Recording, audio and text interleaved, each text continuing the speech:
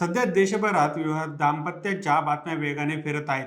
राजा रघुवंशी या तरुणाचा त्याच्याच पत्नीने खून केल्याचं समोर आलं आहे.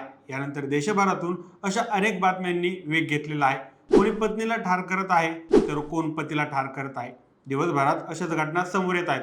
आता यात भर म्हणून नवी मुंबईच्या खारघर परिसरात सोमवारी म्हणजेच 9 जून रोजी एक धक्कादायक घटना उघडकीस आलेली आहे. सोमवारी सकाळी एका व्यक्तीनं राहत्या घरी स्वतःच्या पत्नीची हत्या केली आणि त्यानंतर स्वतःवर चाकूने वार करून आत्महत्या केलेली आहे, असं प्रथमदर्शी दिसत असल्याचं पोलिसांनी सांगितलेलं आहे.